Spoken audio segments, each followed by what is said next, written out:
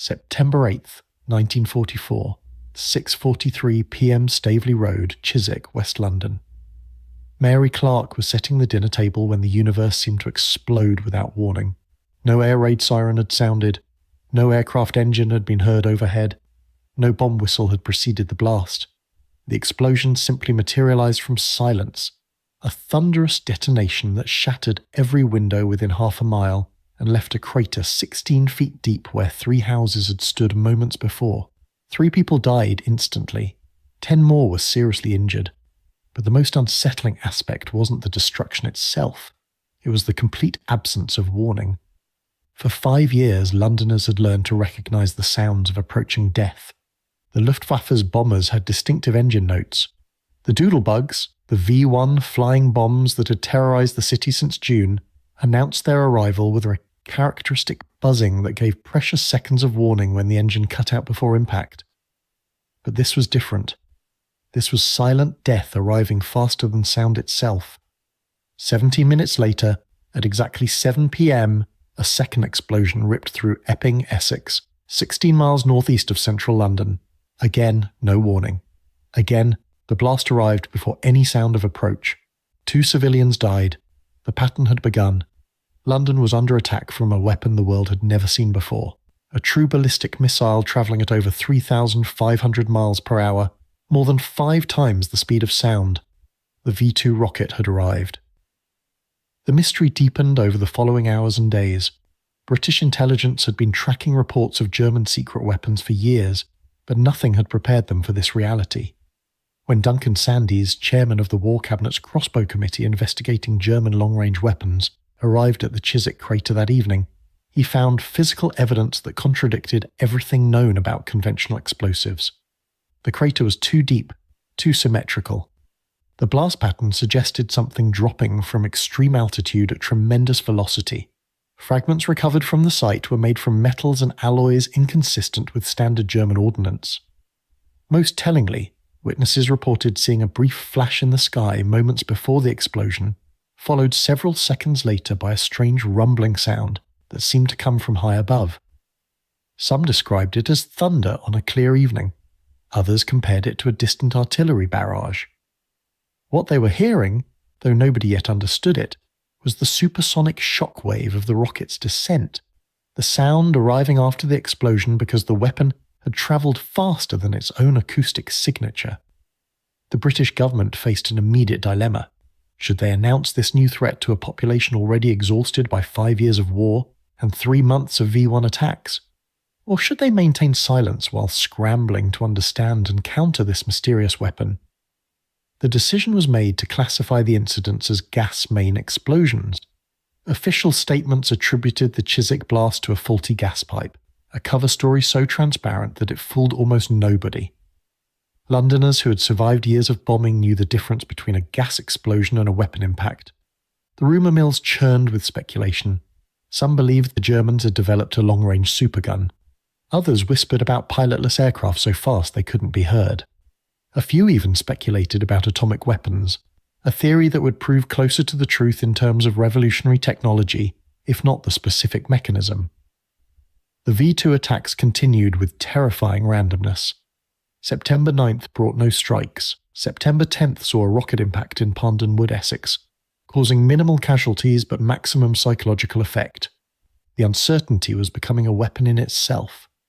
Unlike the V-1 flying bombs, which arrived in predictable patterns that allowed some defensive measures, the V-2s struck without pattern or warning. There was no defense, no countermeasure, no way to know when or where the next explosion would occur. The British government's gas explosion cover story collapsed on November 10th, 1944, when Duncan Sandys acknowledged in Parliament that Britain was under attack from long-range rockets. By then, London had endured 2 months of sporadic V-2 strikes. The public announcement changed nothing tactically. The rockets continued to arrive without warning, each one potentially the last thing a Londoner would never hear. Understanding the V-2's revolutionary nature requires understanding the technology that created it. The Aggregate 4, designated the V-2 or Vengeance Weapon 2 by Nazi propaganda, was the world's first long-range guided ballistic missile. Standing 46 feet tall, and weighing 27,600 pounds at launch, it represented a quantum leap in military technology. The rocket was powered by a liquid fuel engine burning a mixture of 75% ethanol and 25% water as fuel, with liquid oxygen as the oxidizer. This propulsion system generated 56,000 pounds of thrust, accelerating the missile to a velocity of approximately 3,580 miles per hour, or Mach 4.7 in just over 1 minute of powered flight. The trajectory was ballistic, meaning that after engine cut-off at approximately 50 miles altitude, the rocket followed a parabolic arc determined purely by gravity in its achieved velocity. The warhead, containing 2,200 pounds of Amatol high explosive, separated from the rocket body during descent and impacted at speeds exceeding 2,000 miles per hour. The kinetic energy of impact combined with the explosive detonation to create devastation that conventional artillery could never achieve. The guidance system, primitive by modern standards but revolutionary for 1944, used gyroscopes and an analog computer to control the rocket's trajectory during powered flight. Graphite vanes in the rocket exhaust stream deflected the thrust to steer the missile. The system could achieve accuracy of approximately 3 to 4 miles at the V-2's maximum range of 200 miles, making it useless for precision targeting but adequate for terrorizing a city the size of London.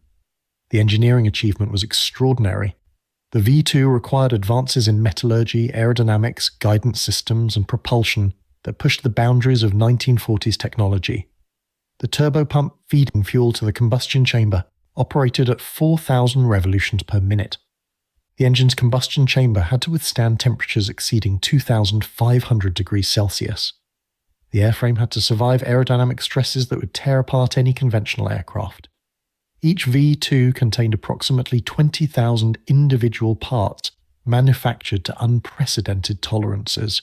Producing them required a sophisticated supply chain spanning occupied Europe, utilizing resources and labor that Germany could ill afford in 1944. The development history of the V-2 traced back to the 1930s when Wernher von Braun, a brilliant young engineer obsessed with space travel, joined the German Army's rocket development program. Working at the research facility in Peenemünde on Germany's Baltic coast, von Braun's team conducted hundreds of test launches, gradually solving the immense technical challenges of liquid fuel rocketry. The first successful A4 test launch occurred on October 3, 1942, when a rocket flew 118 miles and reached an altitude of 53 miles. General Walter Dornberger, military commander of the program, reportedly remarked that day, "Today the spaceship was born." Von Braun himself allegedly said, "We have invaded space with our rocket and for the first time used space as a bridge between 2 points on the Earth." But Adolf Hitler, initially skeptical of the rocket program, only became enthusiastic after Albert Speer convinced him of its potential as a terror weapon against British cities. The Führer ordered maximum priority for V-2 production in July 1943, diverting resources desperately needed elsewhere as Germany's military situation deteriorated. The British government had received intelligence about German rocket development as early as 1943. Reports from Polish resistance fighters, aerial reconnaissance photographs of Peenemünde, and intercepted German communications all pointed to a new weapon being developed. In August 1943, RAF Bomber Command conducted Operation Hydra, a massive raid on Peenemünde that killed several key scientists and delayed the program by months.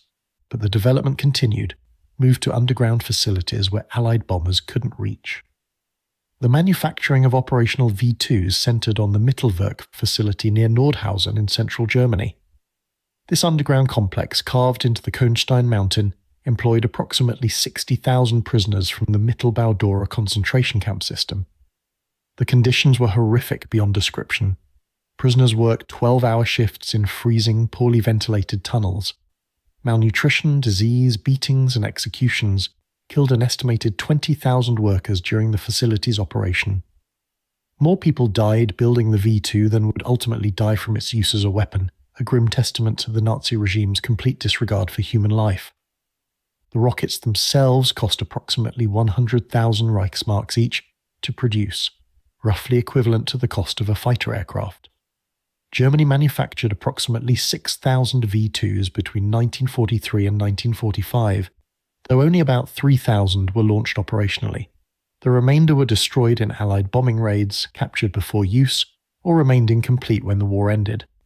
The launch procedure required a mobile unit consisting of approximately 30 vehicles carrying the rocket components, fuel, liquid oxygen, launch equipment, and personnel. The Meilerwagen, a specialized trailer, transported the rocket horizontally to the launch site, then tilted it vertical for fueling and launch. The entire operation, from arrival at a site to launch, could be completed in about 6 hours, making the launch units extremely difficult to locate and attack. This mobility proved crucial because the Allies quickly learned that fixed launch sites could be identified and bombed effectively. The strategic reasoning behind the V-2 campaign has been debated by historians for decades. By September 1944, Germany was clearly losing the war. Allied armies were advancing from both east and west. German cities were being reduced to rubble by round-the-clock bombing. Resources were desperately scarce. Yet Hitler insisted on continuing the V-2 program, diverting materials, manufacturing capacity, and labour that could have produced thousands of conventional weapons. Some historians argue the V-2 represented Hitler's increasingly irrational decision-making as defeat approached. Others suggest it was a calculated attempt to break British morale and possibly drive Britain out of the war before the final assault on Germany.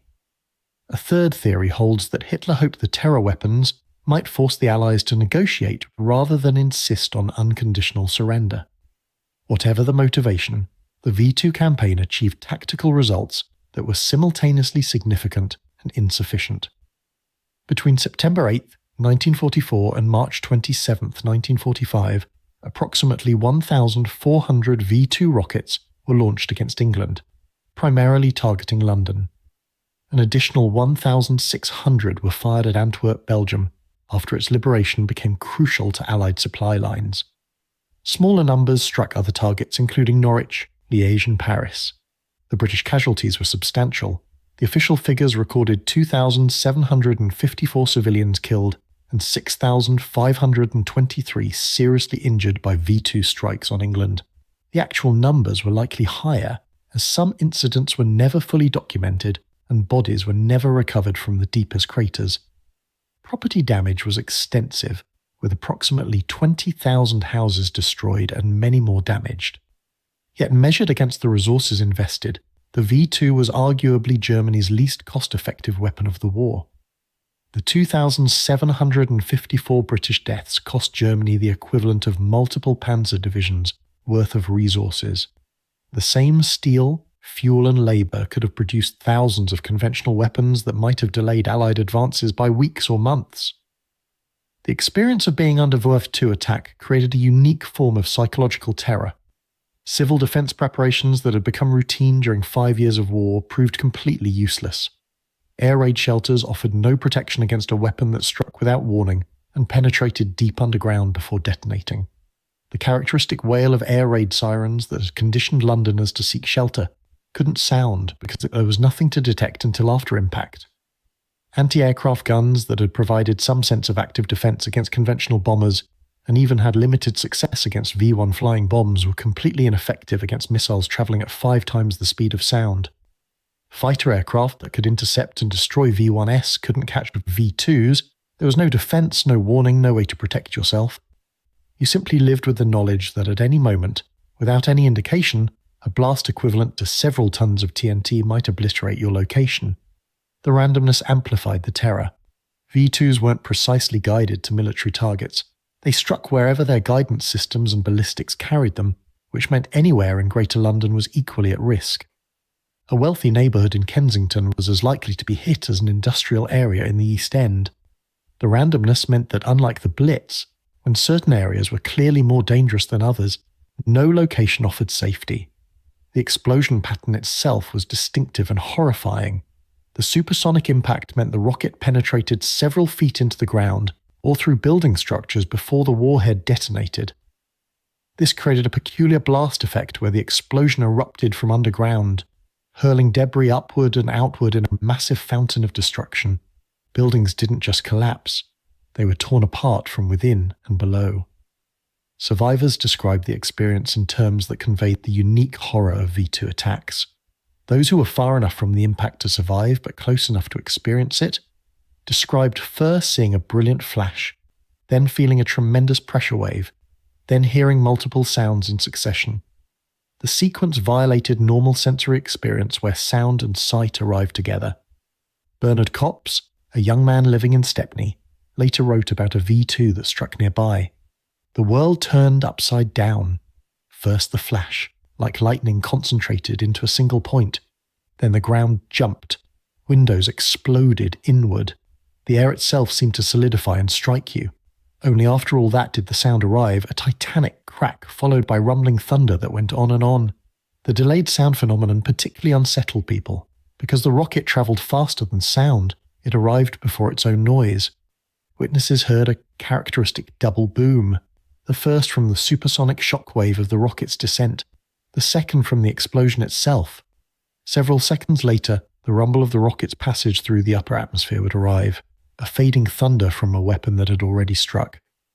This acoustic signature became so well known that Londoners developed a grim joke. If you heard the explosion, you were safe because the rocket had already hit somewhere else. If you didn't hear it, you wouldn't know anything because you would be dead. The gallows humour reflected a population coping with an unprecedented threat.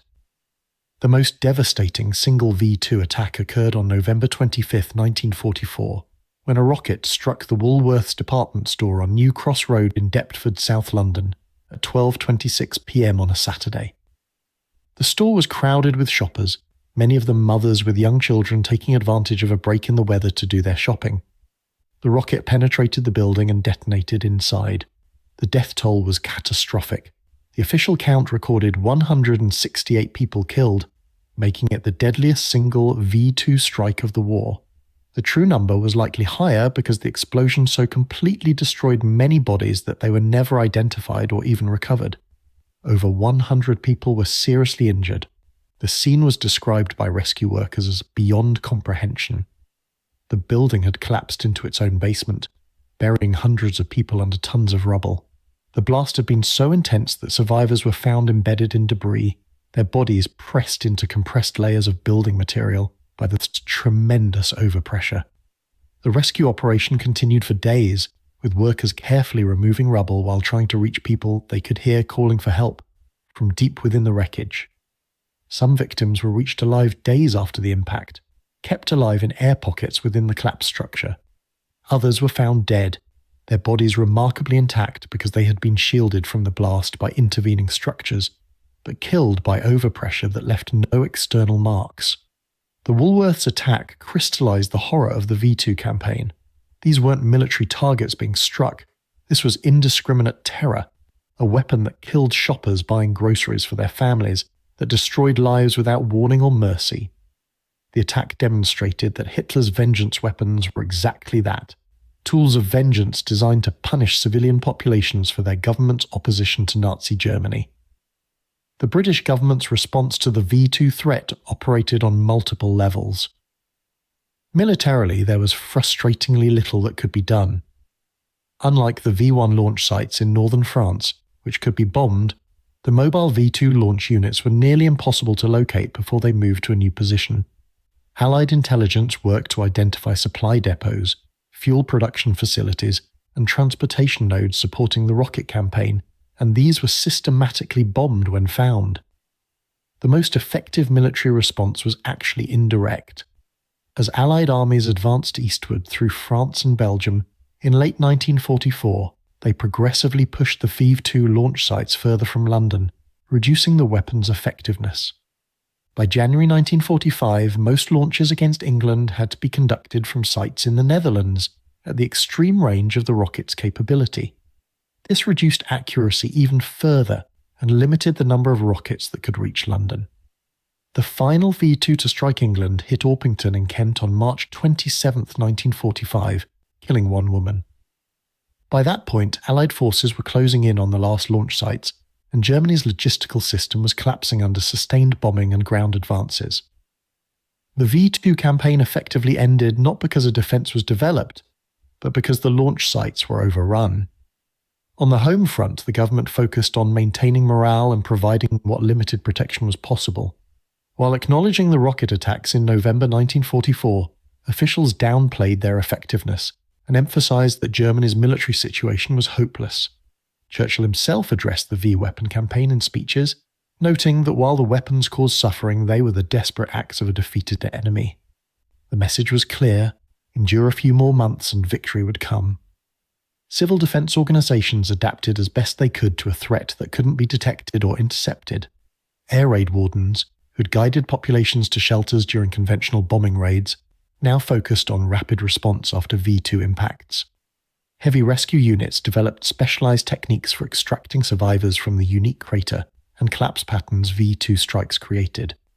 Medical services prepared for the characteristic injury patterns, which included severe concussion damage from the intense overpressure and traumatic amputations from flying debris.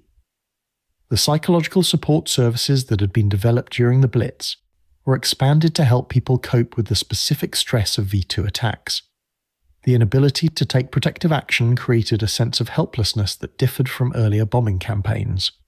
During the Blitz, people felt they were surviving through their own actions, taking shelter, following procedures, staying alert. The V-2 stripped away that sense of agency. There was nothing you could do. Mental health professionals recognized this was creating a new kind of trauma. Perhaps the most remarkable aspect of the British response was the simple determination to continue normal life. Despite the random death falling from the sky, Londoners went to work, sent their children to school, shopped for groceries, attended theatres and cinemas. The alternative, allowing fear to stop daily life, would have given Hitler the victory he sought. Contemporary accounts describe a grim acceptance. People acknowledged the danger but refused to let it control their lives. The phrase, "if your number's up, your number's up," became common, reflecting a fatalistic determination to continue despite the odds. The intelligence battle surrounding the V-2 was one of World War II's most fascinating secret campaigns. British intelligence had been tracking German rocket development since early in the war, but obtaining accurate technical information proved extraordinarily difficult. Polish resistance fighters provided crucial early intelligence, including detailed reports from engineers who had worked on German rocket projects. In July 1944, Polish Home Army operatives actually recovered parts from a V-2 test rocket that had crashed in occupied Poland and smuggled components back to Britain via a daring operation involving secret flights. RAF photographic reconnaissance missions over Peenemünde and other suspected rocket facilities provided visual evidence of large cylindrical objects that appeared to be missiles, but the resolution wasn't sufficient to determine their exact specifications. Scientists analyzing the photographs engaged in heated debates about the rocket's size, range, and payload. Some estimates were remarkably accurate. Others were wildly off base, reflecting the difficulty of assessing a completely new weapons system based on fragmentary evidence. German security around the V-2 program was extensive but imperfect. Captured documents, interrogations of prisoners, and signals intelligence all contributed pieces of the puzzle. By mid-1944, British intelligence had assembled a reasonably accurate picture of the rocket's capabilities, though some details remained yet unknown until actual impacts could be analysed. The challenge wasn't just technical intelligence, but operational intelligence, locating the mobile launch sites before they could fire. This proved nearly impossible. The launch units moved frequently and operated under radio silence except during the actual launch sequence. By the time Allied aircraft or artillery could respond to intelligence about a launch site, the unit had already departed. The counterintelligence campaign also involved deliberate deception. British intelligence, through the double-cross system of turned German agents, fed false information to the Germans about where V-2s were landing. The deception aimed to convince German targeting officers that rockets were overshooting London, encouraging them to reduce range, which would cause subsequent rockets to fall short of the city centre and strike less densely populated areas in Kent and Essex. This subtle deception may have saved thousands of lives by causing many V-2s to land in areas where they killed fewer people. The Germans never realised they were being manipulated, and analysis after the war confirmed that the average impact point did shift south and east of central London as the campaign progressed, exactly as British deception planners had intended.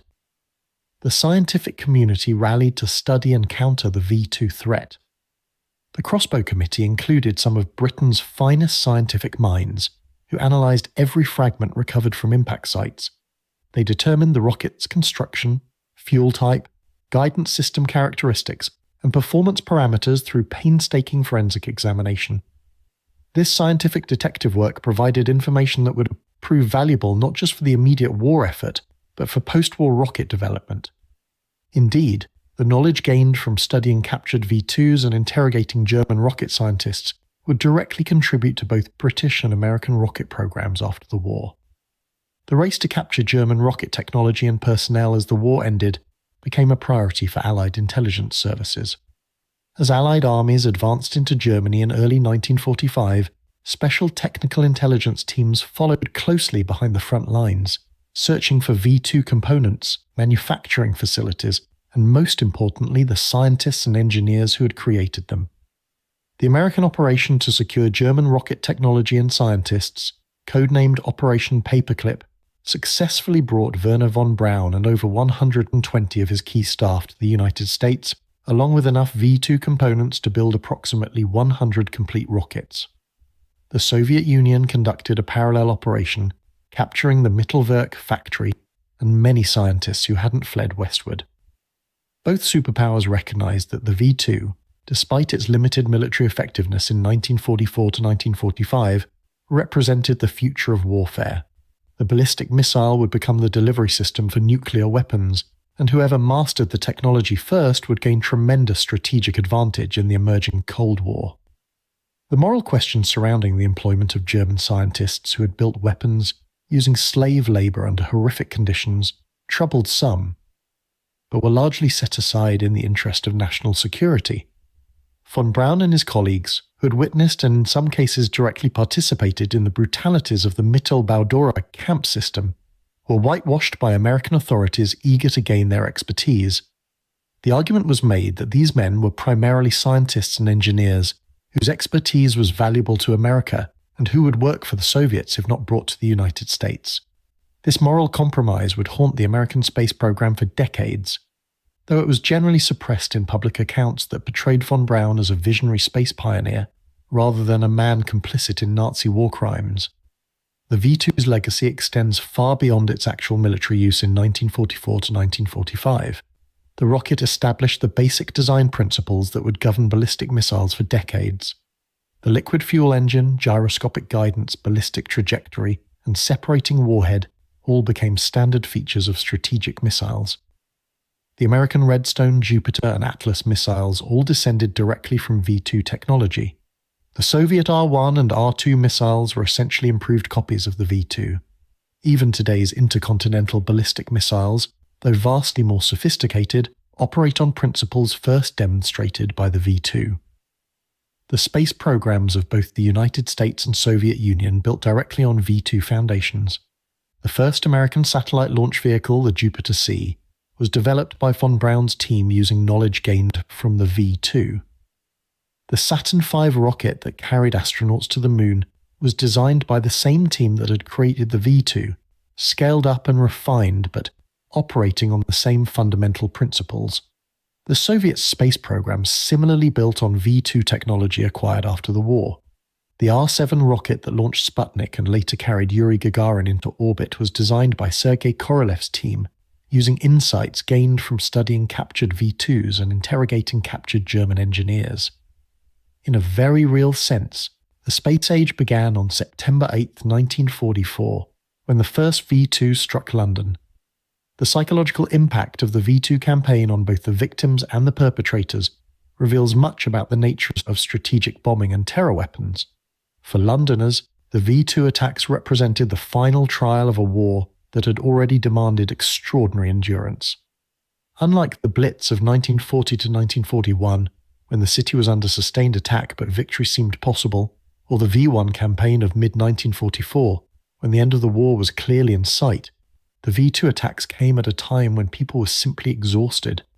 5 years of war, rationing, blackouts, bombing, and loss had drained the population's resilience.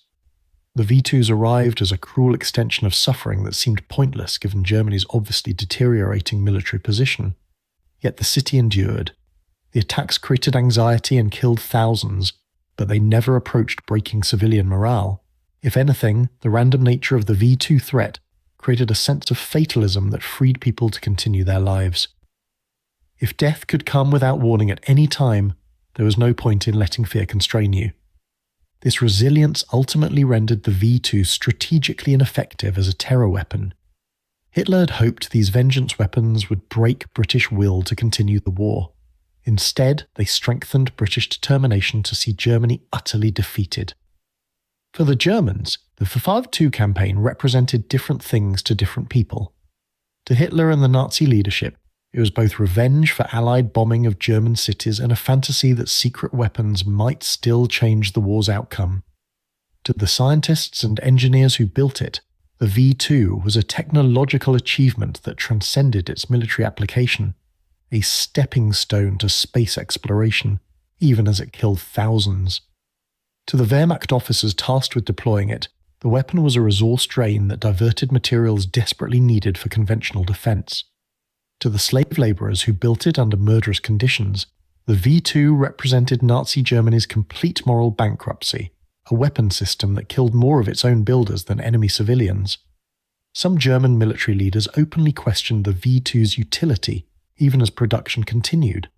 General Heinz Guderian, Inspector General of Panzer Troops, argued that the resources consumed by the V-weapon programs could have produced thousands of tanks that might have delayed Allied advances significantly. Albert Speer, Minister of Armaments, later testified that the V-2 program consumed resources equivalent to 24,000 fighter aircraft. Given the Luftwaffe's desperate need for fighters to defend German airspace in 1944, this represented a catastrophic misallocation of scarce resources. But Hitler was obsessed with retaliation and believed in the psychological effect of terror weapons beyond their strictly military value. He overruled all objections and pushed for maximum V-2 production even as Germany's strategic situation became hopeless. This reflected the Nazi regime's fundamental irrationality in its final phase, when fantasy and vengeance replaced strategic calculation. The final months of the V-2 campaign saw diminishing returns as Allied advances compressed the launch areas. By March 1945, the last V-2 units were operating from remaining German-held territory in the Netherlands, firing rockets at extreme range where accuracy was minimal. The effort was futile. Germany was collapsing. Soviet armies were approaching Berlin from the east. American and British forces were crossing the Rhine. The resources expended on V-2 launches in March 1945 could have been better used for literally any other military purpose. The last V-2 to strike London fell on March 27, 1945, at Orpington. One person died, bringing the British civilian death toll to 2,754. By the time Germany surrendered 6 weeks later, the V-2 production facilities had been captured, the launch units disbanded or destroyed, and the scientists scattered. The weapon that was supposed to bring Britain to its knees had failed to achieve any strategic objective except demonstrating that ballistic missiles were technically feasible.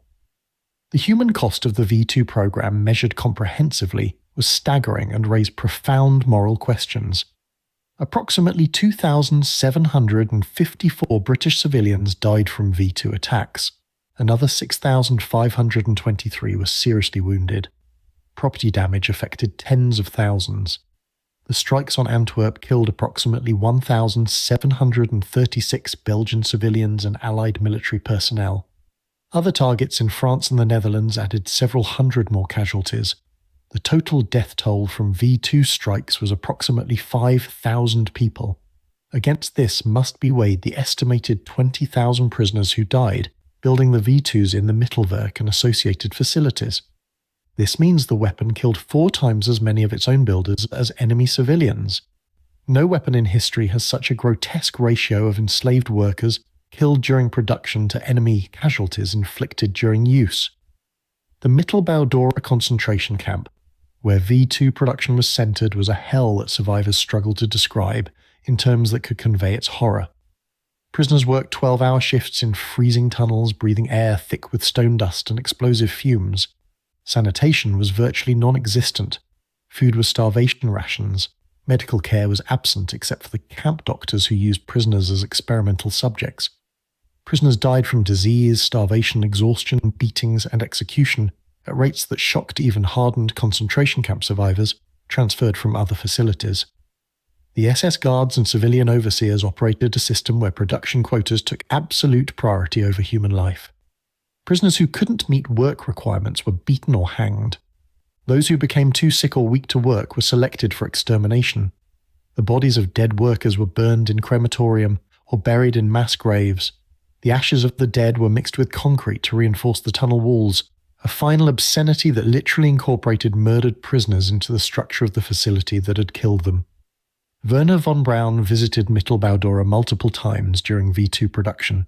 He witnessed the conditions. He selected prisoner specialists to work on technical problems. He was photographed in the tunnels surrounded by emaciated prisoners in striped uniforms. Yet after the war, he consistently minimized his knowledge and involvement, claiming he was focused on technical matters and had no authority over labor conditions. This was demonstrably false.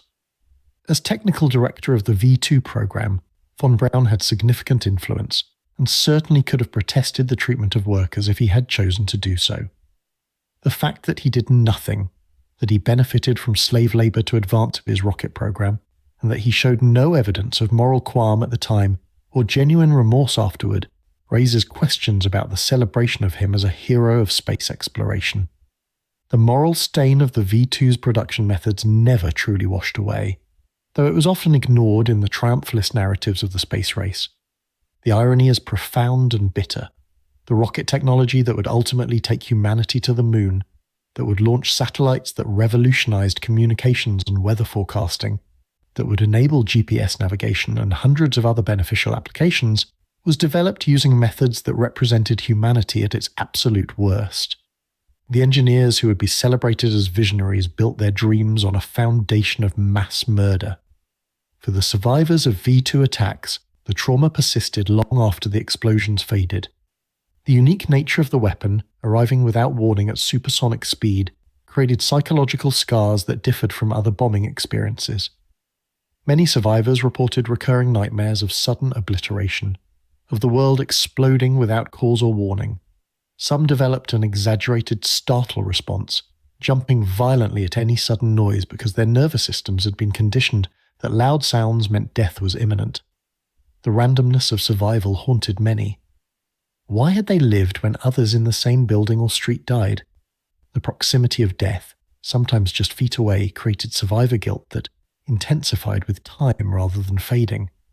Some survivors spent decades avoiding certain areas of London because they couldn't bear to see the sites where friends or family had been killed by rockets they never heard coming. Children who experienced V-2 attacks carried particularly deep scars.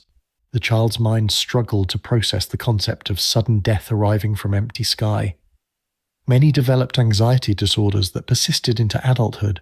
Some became hypervigilant, always scanning the sky for threats. Others developed avoidance behaviors, refusing to go outside during certain weather conditions or times of day. The psychological research emerging from studies of V-2 survivors contributed to understanding of post-traumatic stress disorder and informed treatment approaches for trauma victims in subsequent conflicts. The silence before destruction became a motif in literature and film about the war. Writers struggled to convey the unique horror of an explosion that arrived before its own sound. Survivors' accounts often focused on this aspect, describing the violation of natural order when effect preceded cause, when death struck from silence. The technological achievement of the V-2, viewed purely as engineering, remains impressive even today. Creating a rocket that could reach space, travel 200 miles, and strike within a few miles of its target using 1940s technology required solving problems that pushed the boundaries of physics, mathematics, materials science, and manufacturing. The combustion chamber had to withstand extreme temperatures while maintaining structural integrity under massive stress. The fuel pumps had to deliver precise quantities of propellant at enormous pressure. The guidance system had to function reliably despite vibration, temperature extremes, and atmospheric forces. The airframe had to survive aerodynamic heating during hypersonic descent while maintaining stability. Each challenge required innovative solutions. The combustion chamber used a double-wall design with fuel flowing through the walls for cooling, a technique still used in modern rockets. The turbopump borrowed principles from high-performance automotive superchargers, but scaled up to unprecedented power levels. The gyroscopic guidance system achieved accuracy previously impossible, using mechanical analog computers to calculate trajectory corrections in real time. The engineers at Peenemünde solved problems that academic scientists hadn't even fully understood theoretically. They learned by doing, by testing rockets that failed and analyzing the failures to improve the next design. The progression from early A-series rockets that barely left the launch pad to the operational V-2 that could strike London from the Netherlands represented years of intensive development that advanced rocketry by decades. This is what makes the moral dimension so troubling. The same brilliant minds that solved these unprecedented technical challenges applied their genius to creating a weapon specifically designed to kill civilians. They knew there was no military justification for the V-2. It was too inaccurate to hit specific targets and too expensive to use against military forces. Its only purpose was to terrorize civilian populations. Yet they built it anyway, taking pride in their technical achievements while ignoring or minimizing the weapon's purpose. The contrast with Allied weapons development is instructive. While British and American scientists developed radar, sonar, code-breaking machines, and other technologies that had primarily military applications, but also offered post-war civilian benefits. And while they worked within systems that at least nominally attempted to distinguish between military and civilian targets, German rocket scientists created a weapon whose sole purpose was indiscriminate terror, built it using slave labor under conditions that killed tens of thousands, and then after the war, transitioned seamlessly to peaceful space exploration, as if the previous work had been value-neutral research rather than weapons development for a genocidal regime. The V-2 attacks ended in March 1945, not because any defense was developed, but simply because Germany ran out of resources and territory.